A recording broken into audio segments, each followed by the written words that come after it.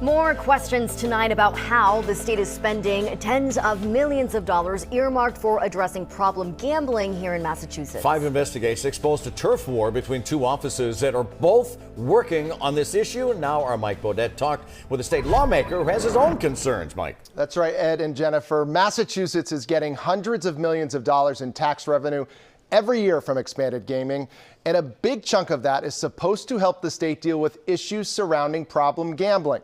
But with a public spat over how to spend the money playing out, a state senator is hoping a recently approved study will help identify what Massachusetts should really be focusing on. You voted in favor of sports betting. Do you regret that?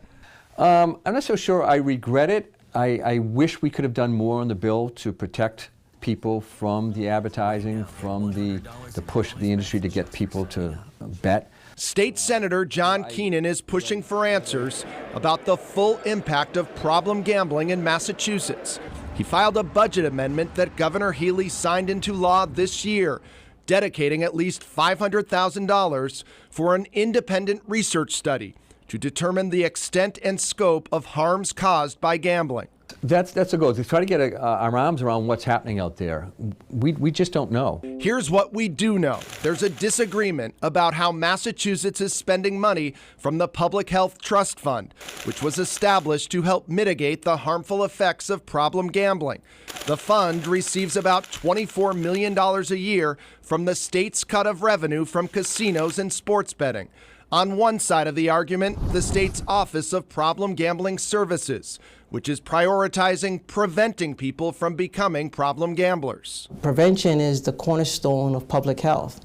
On the other side of the argument, the Massachusetts Council on Gaming and Health, a private nonprofit public health agency, which is pushing for more treatment for problem gamblers. So when I think about the fact that we don't have that many treatment centers, they're outpatient, and you may have to drive a long distance, forget about it, you've lost them. Records obtained by 5 investigates show that for fiscal year 2023, the Office of Problem Gambling Services spent nearly 4 times as much on prevention as it did on treatment support. Do you think the state is not doing enough on the treatment side of things? Well, that's part of what we're looking to get a sense of, is what's the level of problem gambling in the Commonwealth. Senator Keenan says he hopes the independent study will identify everything from who's betting and the problems they're experiencing to ways to address the issue, which could include both prevention and treatment. It's really about finding the right balance.